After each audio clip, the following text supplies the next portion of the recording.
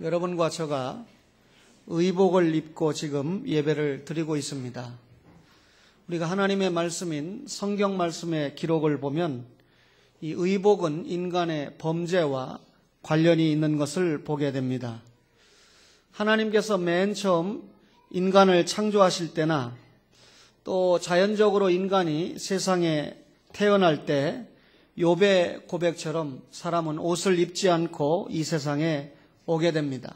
맨몸으로 오게 되죠. 세상에 태어나서 아이가 이 맨몸을 졸업하고 처음으로 옷을 입을 때 그것을 우리가 베넷저고리다 이렇게 말하지 않습니까?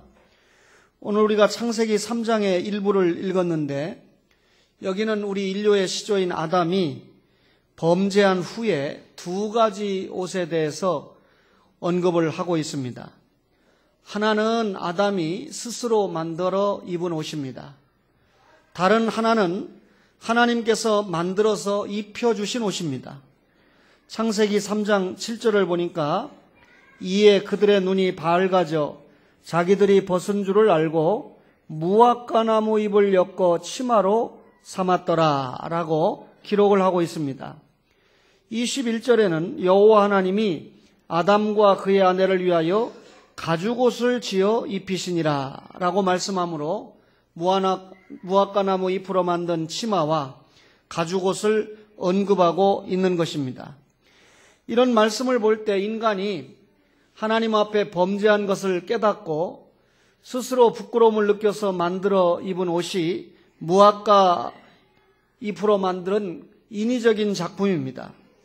그러나 하나님께서 지어 입히신 가죽옷은 범죄한 형벌 아래에 있는 인간에게 하나님이 구속과 사죄의 상징으로 입혀주신 옷인 것을 우리가 알 수 있습니다. 오늘 가죽옷을 지어 입히시니라 라고 하는 말씀인데 이 가죽옷은 하나님의 긍휼을 보여주고 있습니다. 하나님께서 아담과 하와에게 가죽옷을 지어 입히셨다. 이것은 하나님의 무한하신 사랑과 자비를 설명하고 있는 것입니다. 아담과 하와가 범죄했습니다. 이 죄의 결과는 참혹하지 않습니까? 그런데 이렇게 범죄한 아담과 하와에게 하나님께서 긍휼을 베풀어 주신다고 하는 사인이 가죽옷을 지어서 입혀 주신 것입니다. 먼저 여러분이 가죽옷을 생각할 때 이 벗은 자의 수치를 생각해 보려고 합니다.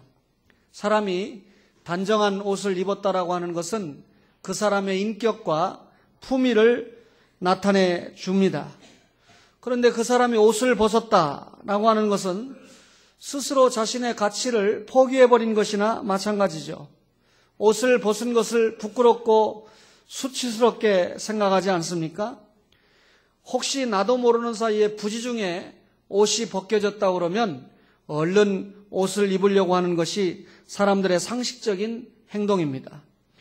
그런데 누가복음 8장 27절에 보면 실성한 사람이 의도적으로 제정신이 아닌 사람이 옷을 벗고 있다 그렇게 설명을 하고 있습니다. 민수기 25장 1절의 경우를 보면 어떤 경우든지 이와 같은 현상은 범죄한 사람에게 나타나는데 성적으로 타락한 사람이 옷을 벗는다 그렇게 설명을 하고 있습니다. 불행한 일이죠. 예수님께서 라오디게아 교회에 보낸 편지 가운데 흰옷을 사서 입어 벌거벗은 수치를 보이지 않게 하라 이렇게 말씀을 합니다. 이 라오디게아라고 하는 도시는 그 당시에 양모 생산지로 굉장히 유명했던 곳입니다. 그런데 주님께서 라오디게아 교회 성도들에게 양모로 옷을 입으라고 말하지 않고 흰옷을 사서 입고 벌거벗은 수치를 가리우라 라고 말씀을 했습니다. 흰옷이 무엇일까요? 예수 그리스도의 은혜로 입는 구속의 옷을 흰옷이다 그렇게 설명을 했죠. 이 옷을 입고 영적인 벌거벗은 수치, 영적인 죄, 지옥 갈 죄를 가리워라 라고 하는 말씀입니다. 동일하게 요한계시록 16장 15절을 보면 보라 내가 도적같이 오리니 누구든지 깨어 자기 옷을 지켜 벌거벗고 다니지 아니하며 자기의 부끄러움을 보이지 아니하는 자가 복이 있도다 그랬습니다. 주님이 도적같이 오신다는 겁니다. 그런데 그 주님이 오실 때까지 사탄의 유혹에 넘어가지 않는 자가 복이 있다. 주님이 오시는 그때까지 믿음을 가지고 충성하는 자가 복이 있다라고 하는 말씀을 깨어 자기 옷을 지켜 벌거벗고 다니지 않는 자라고 설명을 하고 있는 것입니다. 그렇다면 어떤 경우든지 성경은 아담이 범죄한 이후에 옷을 벗는 것을 수치라고 설명을 하고 있습니다. 그런데 가죽옷을 입혀주었다. 이 말은 수치를 덮어주시는 것이죠. 노아가 홍수가 다 끝나고 난 다음에 얼마나 취했던지 벌거벗은 몸으로 잠을 자고 있었습니다. 그때 노아의 세 아들 중에 함이 그 아버지의 이 수치스러운 모습, 벌거벗은 것은 수치라고 그랬지요. 그 수치스러운 모습을 보고 그만 자기 형제들에게 가서 소문을 내버리고 말았습니다. 여러분, 아버지가 이 수치스러운 모습을 보였을 때 아들 함이 그 수치스러운 모습을 본 것 자체는 죄라고 말할 수 없습니다. 그러나 그 아버지의 수치를 보고 다른 형제들처럼 덮어드리는 것으로 끝나야 되는데 형제들에게 가서 이 아버지의 수치를 소문을 내버립니다. 아버지의 수치를 덮어주지 않고 그만 그 수치를 즐기면서 소문을 냈다. 이것이 죄가 되는 것이죠. 자기만 죄를 짓는 것이 아니라 형제들까지 죄에 가담시키려고 하는 것이 죄라고 말입니다.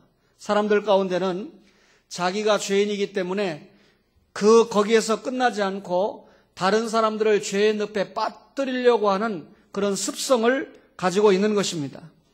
벌거벗은 모습을 소문내거나 비방을 한다라고 하는 것은 그와 상관이 없다고 하는 그런 관계를 설명하는 거죠. 그러나 상대가 가까운 가족이거나 사랑하는 사람이라고 하면 그런 수치를 볼 때 대단히 안타깝게 여기고 덮어주고 감싸주게 되는 것이죠.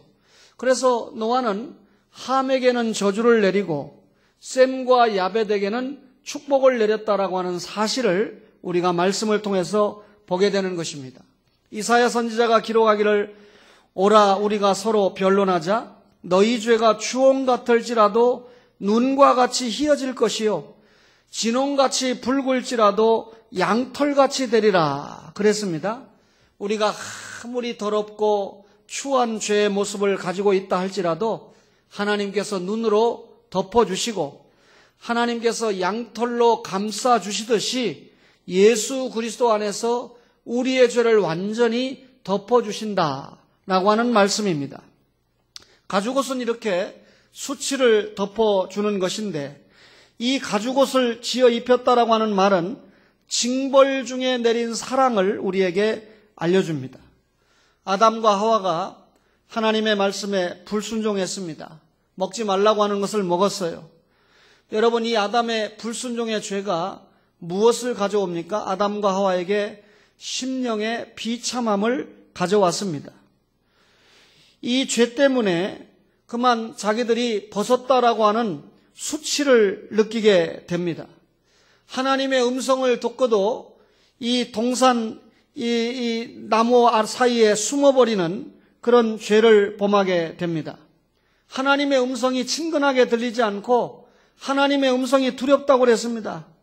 그리고 하나님의 질문에 그만 아내에게 그리고 하와는 뱀에게 핑계를 대면서 거짓말을 늘어놓게 되지요.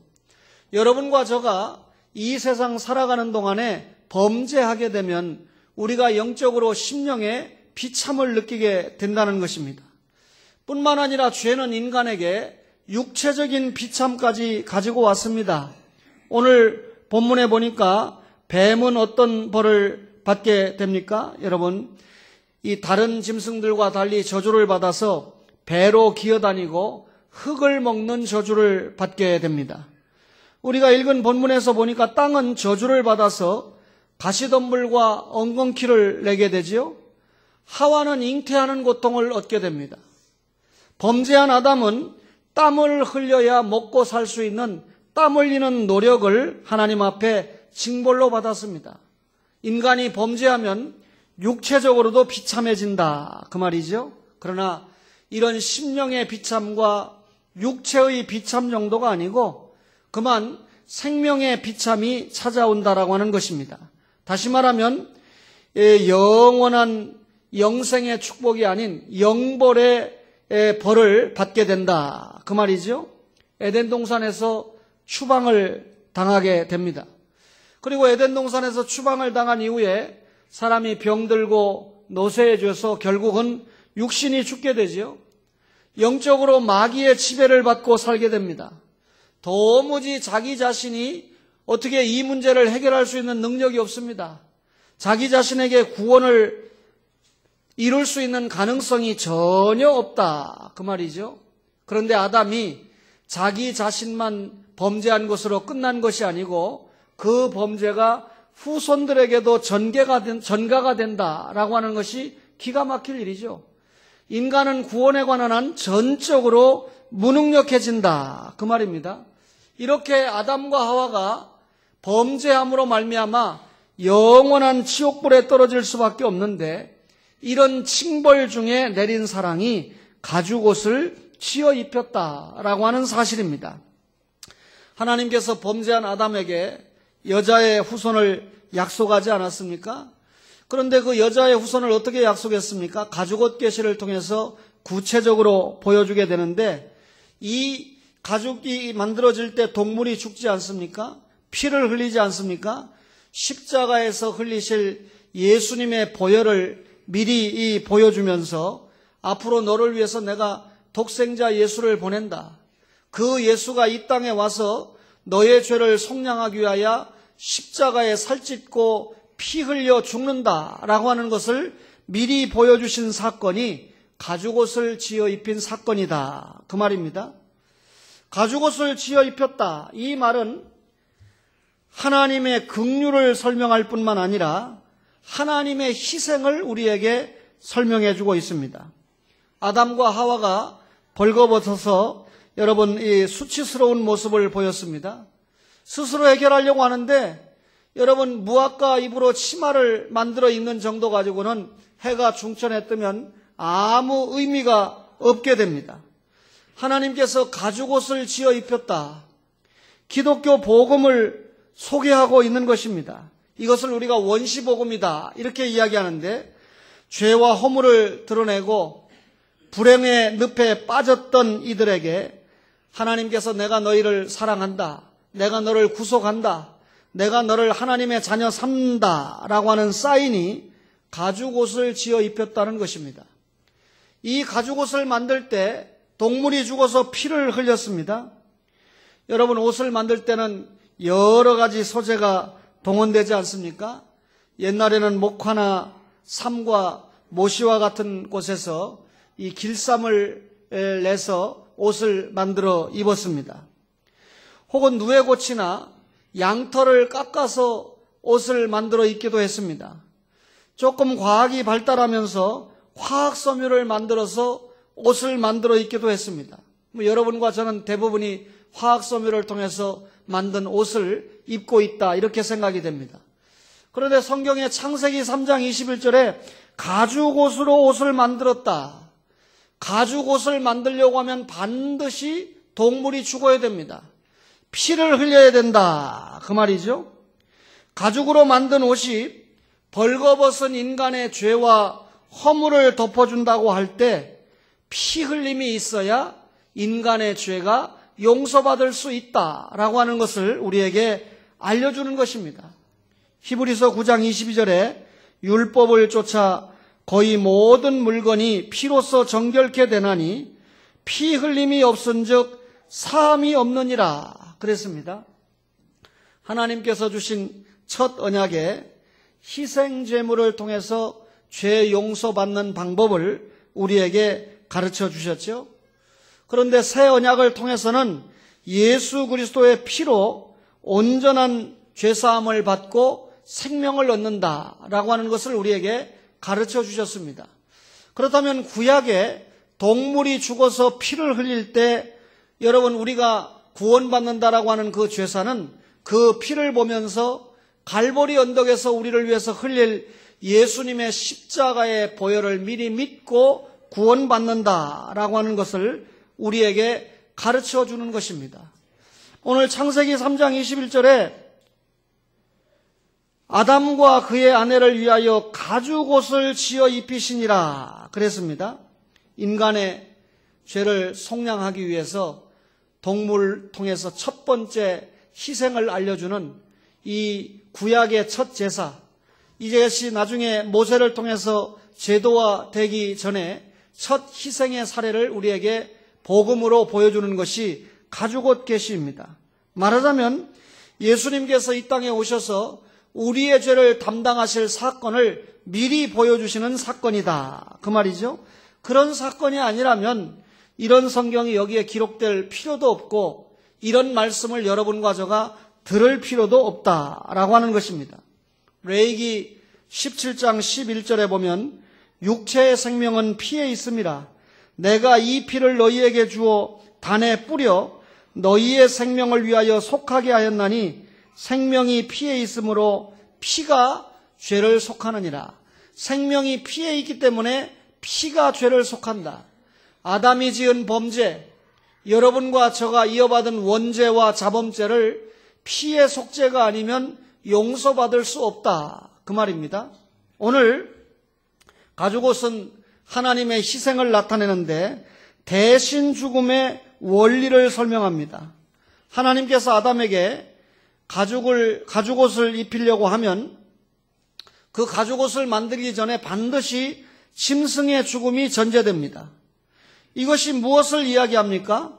죄로 인해 죽어야 될 사람을 살리기 위해서 죄가 없는 다른 생명이 대신 희생되어야 된다.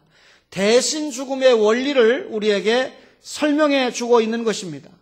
아브라함이 독자 이삭을 하나님께 제물로 드리려고 올라갔습니다. 지금 이삭이 죽어야 됩니다. 그런데 이삭이 죽어야 되는데 하나님께서 대신 수풀에 걸린 어린 양을 선물로 주셨습니다. 수풀에 걸린 어린 양이 대신 죽었다, 그 말이죠. 이스라엘 백성이 애굽에서 모세의 지도를 통해서 나오게 될 때 누가 대신 죽었습니까? 유월절 어린 양이 대신 죽었습니다. 그 유월절 어린 양의 피가 좌우 문설주 인방에 발려있는 집은 심판이 넘어가고 그렇지 못한 집은 하나님이 철저하게 심판했던 것을 우리가 보게 됩니다. 이렇게 여러분 대신 죽음의 원리를 가죽옷 계시는 우리에게 보여주고 있는데 율법에는 범죄한 사람의 죄를 짐승에게 대신 지워 처리하게 하는 속죄의 원리를 제도화시켰습니다.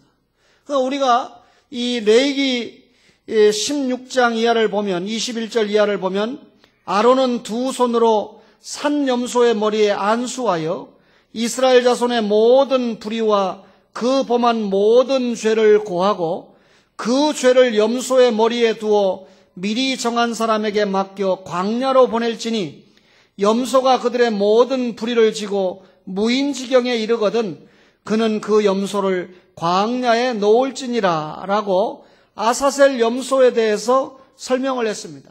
백성들의 죄를 염소에다가 전가를 시킵니다.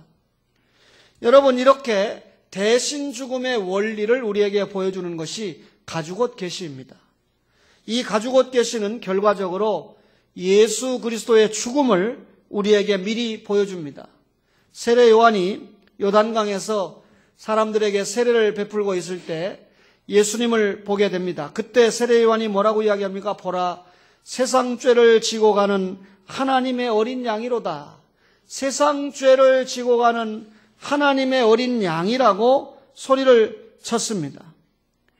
여러분, 구약시대 이스라엘 백성들의 죄를 대신 지고 광야로 나가서 죽임을 당했던 어린 양처럼 예수님께서 이 택자의 구원을 위해서 십자가에 못 박혀 죽을 제물, 하나님의 어린 양으로 이 땅에 왔다라고 하는 것을 요한이 외쳤던 것입니다. 사도 바울은 예수님께서 인류의 죄를 대신 맡으시고 속죄의 죽음을 당하신 일을 자신이 믿고 자신이 전하는 복음의 핵심으로 삼았습니다. 사도 바울이 기록한 디모데전서 1장 15절에 mit보다 모든 사람이 받을 만한 이 말이요 그리스도 예수께서 죄인을 구원하시려고 세상에 임하셨다 하였도다. 그리스도 예수께서 죄인을 구원하시려고 세상에 임하셨다. 예수님께서 이 세상에 오셨을 때 직접 하신 말씀입니다. 마태복음 9장 13절에 내가 의인을 부르러 온 것이 아니고 죄인을 부르러 왔다. 죄인을 불러서 구원시키기 위해서 왔다. 예수님의 제자인 사도들도 이 사실을 계속해서 외쳤습니다. 예수님의 십자가와 부활의 공로를 통하여 너희들이 구원받는다. 실질적으로 제자들이 가는 곳마다 예수님의 십자가를 통하여 사죄의 복음을 설명하고 예수님의 부활을 통하여 영광의 복음을 설명하는데 모든 것을 바쳤던 것입니다. 여기 예수님이 세상에 임하셨다라고 하는 말은 단순히 사람의 몸을 입고 이 땅에 오신 성육신만을 말한 것이 아니라 33년 동안 무죄의 삶을 사시고 십자가에 못 박혀 죽으시고 사흘 만에 부활하시고 그리고 승천하신 것까지를 설명하는 것입니다. 로마서 3장 23절 이하에 모든 사람이 죄를 범하였음에 하나님의 영광에 이르지 못하더니 그리스도 예수 안에 있는 구속으로 말미암아 하나님의 은혜로 값없이 의롭다 하심을 얻은 자 되었느니라 라고 기록하고 있습니다.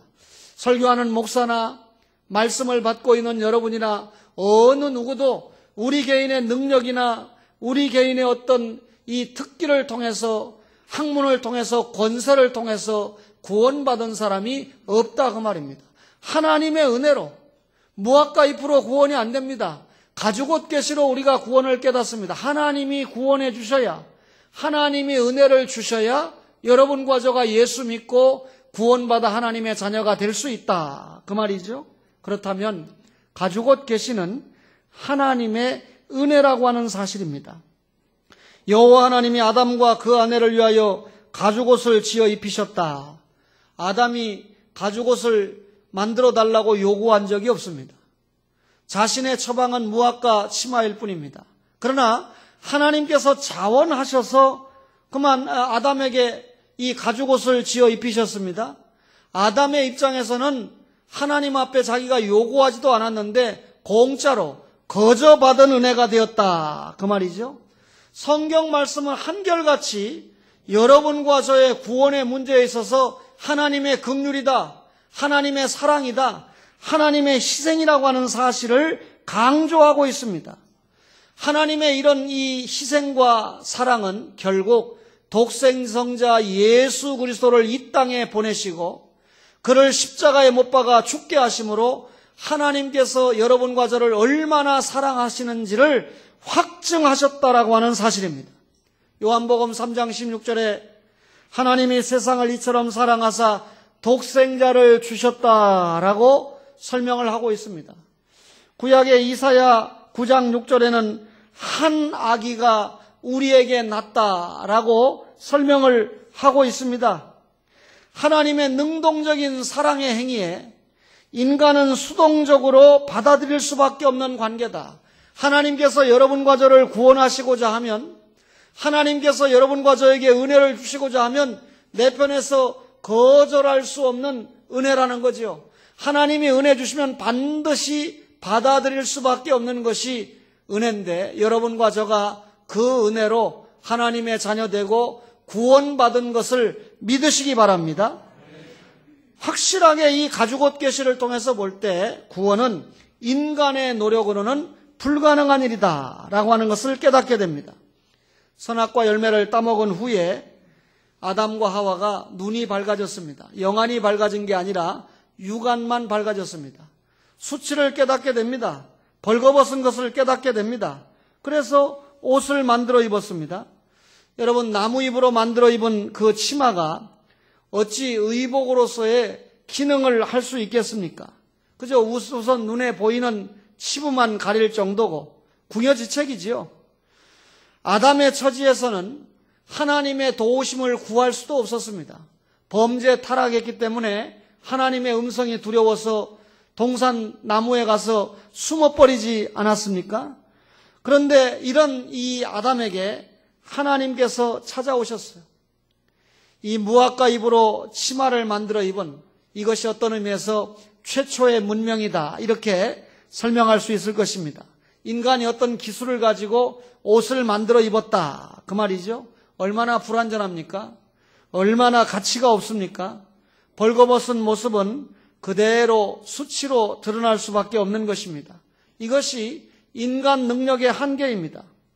이렇게 볼 때 하나님께서 가죽 옷을 지어 입히셨다라고 하는 것은 완전한 것이고 영구한 것입니다.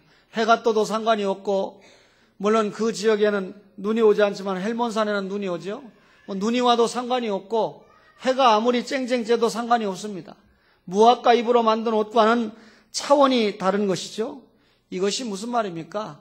인간이 율법의 행위로 구원받는 것이 아니라 하나님의 은혜로 구원받는다는 것을 알려주는 것입니다. 아담이 하와가 아무리 노력을 해도 구원을 받을 수가 없어요. 그런데 하나님께서 은혜를 주셔서 가죽옷을 지어 입히심으로 그 피를 통하여 독생성자가 흘릴 피를 믿고 구원받는 은혜를 우리에게 보여주신 것입니다. 모세를 지도자로 해서 이스라엘 백성들이 애굽에서 나왔습니다. 자신들이 한 일이 없습니다. 하나님의 은혜로 구원받았죠. 10가지 재앙, 장자의 재앙을 통해서 애굽이 손을 들은 것입니다. 유월절 어린 양의 보혈을 통해서 이스라엘 백성이 구원받았습니다. 전적으로 하나님의 은혜로 구원받았죠. 구원받은 하나님의 백성들에게 하나님께서 곧바로 시내산에 불러놓고 요구합니다. 내가 거룩하니까 너희도 거룩해야 된다. 그래서 저들에게 이렇게 살아라.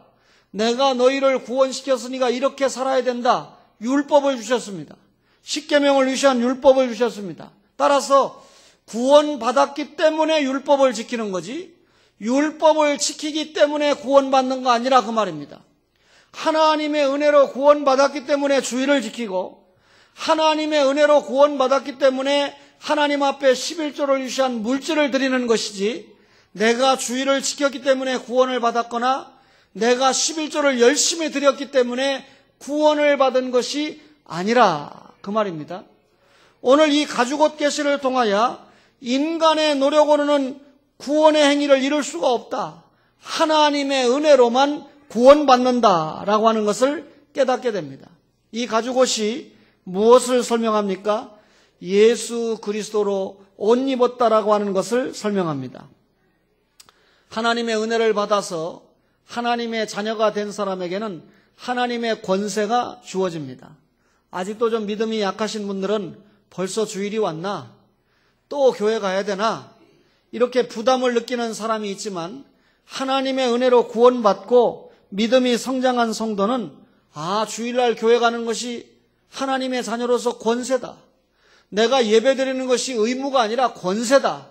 하나님의 자녀만이 누릴 수 있는 축복이다. 이렇게 생각하고 주님 앞에 올라온다는 거죠. 구약의 경우에 하나님의 은혜로 선택받아서 은혜로운 언약의 백성이 된 사람들을 하나님의 자녀다, 이렇게 설명하는데, 신약에는 그리스도 안에 있는 자, 예수 믿고 구원받은 자, 다시 말하면 그리스도 예수 안에 있는 자를 여러분 하나님의 자녀라고 말합니다. 그리스도와 합하여 세례받은 자를 하나님의 자녀라고 말하죠. 그리스도와 합하여 세례를 받았다. 무슨 말입니까? 옛사람이 십자가에 장사되고 새 사람으로 다시 살아났다, 그 말이죠. 여러분과 저가 예수 믿고 하나님의 자녀가 되어서 영원히 구원을 받고 새 사람이 되었음에도 불구하고 아직까지 육신을 입은 사람인지라 자꾸 육신이 우리의 영을 끌고 가려고 합니다. 육신에 속한 사람의 모습을 보이려고 합니다. 여러분과 저가 진정 예수 그리스도를 통해서 사제의 옷을 입었다고 하면 우리의 옛사람은 십자가에 못 박아 버리고 날마다 새 사람이 다시 사는 그런 은혜가 있어야 된다는 거죠. 오늘 이 순환주간에 이 설교의 핵심이 뭡니까? 하나님께서 여러분과 저에게 자발적으로 가죽옷을 지어 입히셨다. 구원의 옷을 지어 입히셨다. 예수 그리스도로 말미암는 의의 옷을 입혀주었다. 그 말이죠. 사람이 하나님의 은혜로 가죽옷을 입었으면 가죽옷 값을 해야 됩니다. 그것이 뭡니까? 하나님이 거저주신 구원에 대해서 감사하는 믿음의 행위 아니겠어요? 우리에게 믿음의 반응이 일어나야 되지 않겠습니까? 그 믿음의 반응이 뭡니까? 감사 아닙니까? 믿음의 반응이 뭡니까? 예배 아닙니까? 믿음의 반응이 뭡니까? 기도 아니겠어요? 믿음의 반응이 뭘까요? 전도하고 선교하는 것이 믿음의 반응 아니겠어요? 주님께서 나의 죄 때문에 십자가에 목숨을 내어서 나를 구원해 주셨다. 이 구원의 은총을 받은 여러분과 저가 주님 앞에 목숨을 드린 듯 아깝겠습니까? 목숨을 드리는 것 같지만 영원히 사는데, 영원한 상급을 받는데, 따라서 우리가 믿음의 반응이 중요한 헌신과 충성 아니겠습니까? 어제 봄을 맞이해서 우리가 대청소를 한다. 제가 광고도 그렇게 열심히 안 했습니다. 그런데 많지 않은 가족이지만 어제 장로님들과 안수 집사님과 권사님들과 집사님들이 대거 올라와서 청소를 하는데 창틈에 있는 먼지까지 또 이 에어컨에 있는 모든 먼지까지 다 정리하는 그런 아름다운 모습을 보고 제가 하나님 앞에 얼마나 감사했는지 모릅니다. 왜 어제는 할머니들이 안 올라오셨을까? 평상시에는 할머니들도 청소하러 잘 올라오시는데 어제 같은 날은 올라오시면 감동만 하시고 그저 준비한 맛난 음식을 대접해서 좀 보내드렸으면 했는데 할머니들이 내가 올라가면 어제 같은 날은 이 청소를 도와주는 것이 아니라 방해가 될 수 있다. 이렇게 아주 고상하게 생각하시기 때문에 못 오신 것 같아요. 어쨌든 여러분 이 가죽옷 값을 우리가 해야 됩니다. 여러분 인생을 얼마나 사셨습니까? 앞으로 인생이 얼마나 남았다고 생각합니까? 여러분 오는 순서는 있지만 가는 순서는 없어요. 나이가 어리다고 해서 난 앞으로 오래 살 것이다 라고 생각하는 건 착각이에요. 그러나 말씀을 듣는 초원의 청년들은 장수하기를 바랍니다. 영적으로 장수하고 육신적으로 장수해야 돼요. 그런데 남은 시간 동안 이 가죽옷 값을 한다고 하는 말은 정말 주님이 원하시는 사명을 감당하면서 살아야 되지 않겠어요? 여러분 우리가 가죽옷을 입었습니다. 마지막으로 성도의 경건한 삶을 의미하고 있습니다. 죄와 죽음에서 사유함을 받고 하늘나라 영생을 소유한 여러분과 저가 주님의 속죄에 감격합니다. 그러면 주님을 기쁘시게 하는 생활은 자연적이다. 그 말이죠. 따라서 여러분 주님의 영광을 위해서 자기를 죽여야 됩니다. 갈라디아서 2장 20절에 내가 그리스도와 함께 십자가에 못 박혔나니 그런즉 이제는 내가 산 것이 아니요 오직 내 안에 그리스도께서 사신 것이라. 내 안에 내가 사는 것이 아니라 그리스도께서 살고 계십니다. 그렇다면 여러분과 저가 그리스도를 위해서 경건한 삶을 사는 것은 당연하지 않겠습니까? 그래서 설명합니다. 이제 내가 육체 가운데 사는 것은 나를 사랑하사 나를 위하여 자기 몸을 버리신 하나님의 아들을 믿는 믿음 안에서 사는 것이라. 그 말입니다. 여러분과 저가 믿음을 가지고 산다는 것이 얼마나 중요합니까?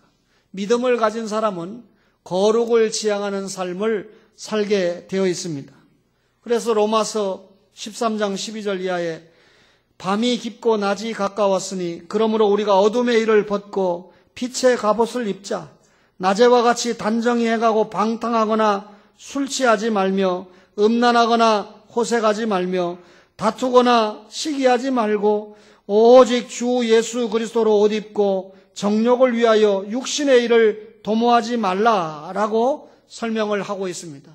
여러분과 저가 감동을 주는 삶이 얼마나 중요합니까? 예수 그리스도의 십자가의 공로로 구원받은 여러분과 저가 이 세상을 살면서 다른 사람들에게 영향을 줄 수 있는 삶이 얼마나 귀합니까? 사랑하는 초원의 가족 여러분, 순환주간을 맞이해서 가죽옷을 지어 입히시니라 라고 하는 말씀을 우리가 생각해 보았습니다. 창세기 3장 15절과 21절에 이미 원시복음을 통해서 예수 그리스도께서 우리를 구원하기 위하여 십자가에 피 흘릴 사실을 미리 복음을 통해서 알려주셨습니다. 여러분과 저가 구원받았습니다. 한 주간 동안 더욱더 경건의 옷깃을 여미고 주님의 십자가를 생각하면서 보혈에 감사하면서 믿음으로 감사하며 봉사하며 헌신하며 사시는 여러분과 저가 되시기를 주의 이름으로 축원합니다.